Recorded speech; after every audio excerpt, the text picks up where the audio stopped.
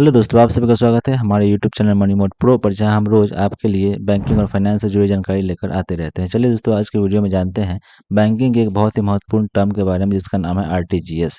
तकनीकी में लगातार विकास होता जा रहा है, जैसा कि आप सभी देख पा रहे हैं। और इसी विकास के चलते आजकल लोग ऑफलाइन ट्रांजेक्शन के बजाय ऑनलाइन ट्रांजेक्शन को अपना रहे हैं। एक बैंक से दूसरे बैंक में पैसा ट्रांसफर करना काफी सुविधाजनक हो गया है। इंटर बैंक ट्रांजैक्शन के तहत काम करने वाले सिस्टम जैसे कि नेफ्ट और आरटीजीएस ने उन लोगों के लिए जीवन आसान बना दिया है जो बैंक विजिट किए बिना किसी को पैसे भेजना चाहते हैं। आरटीजीएस की वजह से पैसे भेजना और प्राप्त करना दोनों ही काफ़ी सुरक्षित है।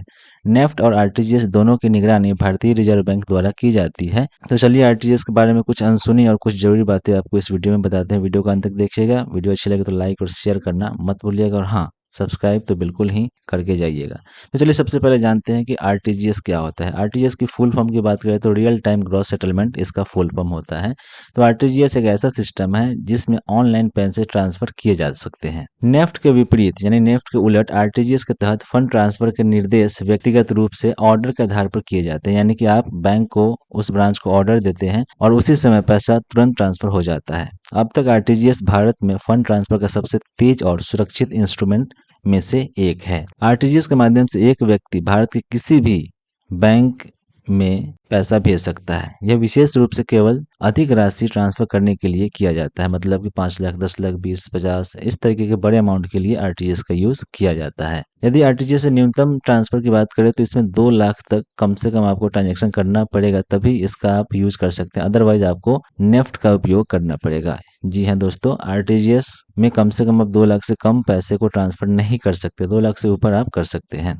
लगभग हर एक बैंक अपने ग्राहक को आरटीजीएस सुविधा प्रदान करता है, लेकिन आरटीजीएस सेवाएं हर बैंक की सभी शाखाओं में उपलब्ध नहीं है। देश भर में लगभग 1 लाख बैंक शाखाएं हैं जो आरटीजीएस सेवा की पेशकश करती है, और जो कोई भी इसका लाभ उठाने में रुचि रखता है वह जान सकता है कि क्या उनकी ब्रांच इसे प्रदान करती है या नहीं। इन बैंक शाखाओं की जानकारी के लिए इनकी लिस्ट आरबीआई की वेबसाइट पर उपलब्ध है, जिसे आप आसानी से जाकर के चेक करके अपने बैंक के बारे में, अपने ब्रांच के बारे में जानकारी प्राप्त कर सकते हैं। देखिए दोस्तों, अपने समाज में, अपने आसपास में आरटीजीएस करने के लिए जो शुल्क लगता है उसको लेकर के बहुत सारी सही बातें भी है, कुछ गलत बातें भी है। तो चलिए आपको सही सही बताते हैं कि आरटीजीएस करने के लिए कितना एक्चुअली में शुल्क देना पड़ता है। देखिए, सभी इंटर बैंक मनी ट्रांसफर सेवाओं पर एक मामूली शुल्क लगता है। आरटीजीएस सेवा का लाभ उठाने के लिए आपको अपने ऑर्डर पर निश्चित शुल्क का भुगतान करना होगा। यह शुल्क एक बैंक से दूसरे बैंक में अलग अलग होता है, मतलब कि एसबीआई में कुछ अलग हो सकता है तो पीएनबी में कुछ अलग, मतलब कि ज्यादा का फर्क नहीं होता है, बस 2-4 रुपए का ही फर्क होता है। आरटीजीएस में शुल्क 2 तरह से लगते हैं। एक तो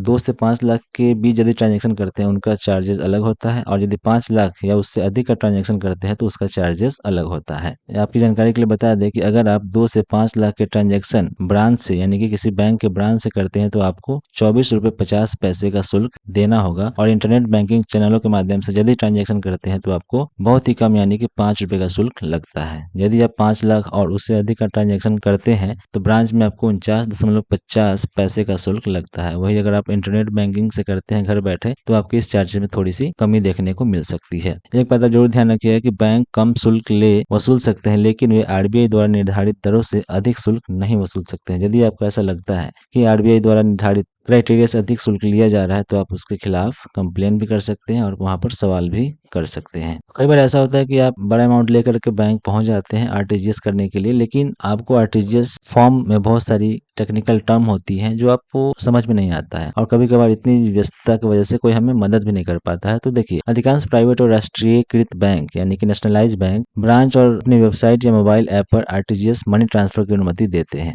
आरटीजीएस फॉर्म पीडीएफ प्रारूप में उपलब्ध है ताकि उपयोगकर्ता फॉर्म को प्रिंट करके इसे भर सके। यानी कि इसका सीधा मतलब है कि यदि आप मोबाइल से या फिर लैपटॉप पे एक्टिव है तो आप उस बैंक की वेबसाइट पे जाकर के घर बैठे आरटीजीएस फॉर्म को डाउनलोड करके और अपने हिसाब से, अपनी सहूलियत से भर के वहां जाकर के जमा करके अपने इस सर्विस का फायदा उठा सकते हैं। कई बार होता क्या है कि हम बैंक जाते हैं और वहां फॉर्म लेकर के भरने, वहां पे हड़बड़ी या फिर जल्दीबाजी में हमें बहुत सारी चीजें गलत हो जाती है। इससे हम ये भी करते हैं कि घर बैठे आराम से फॉर्म डाउनलोड करके अपने हिसाब से अपना समय लेकर के समझ के भर लेते हैं, फिर आराम से जाकर के ब्रांच में उसे जमा करके अपने ट्रांजेक्शन को हम कंप्लीट करते हैं। लेकिन घर पे भी यदि कुछ समझ ना आए तब हम बहुत परेशान हो जाते हैं, या फिर ब्रांच में जाने के बाद भी हमें कुछ चीज़ें समझ में नहीं आती है। तो चलिए आपको बता देते हैं कि जब आप आरटीजीएस फॉर्म लेते हैं तो उसमें आपको कौन-कौन सी चीज़ें भरने की ज़रूरत होती है। देखिए, सबसे पहले आप यदि किसी को पैसे भेजने जा रहे हैं तो आप फॉर्म लेंगे तो उसपे सबसे पहले आपका सारा डिटेल्स जाएगा, जैसे कि आवेदक का नाम यानी कि आपका नाम, आपका अकाउंट नंबर, जमा की गई राशि, कितना पैसा जमा कर रहे हैं, कॉन्टैक्ट नंबर, ईमेल आईडी और पता। उसके बाद आता है पेमेंट डिटेल्स, यानी कि आप पेमेंट जो है कर रहे हैं किस तरीके से कर रहे हैं, या फिर नकद कर रहे हैं या फिर चेक से कर रहे हैं। यदि नकद कर रहे हैं तो जो आपने पेमेंट जमा किया है उसका स्लिप, या फिर चेक से कर रहे हैं तो cheque number, credit account number यानी कि, और आईएफएससी कोड।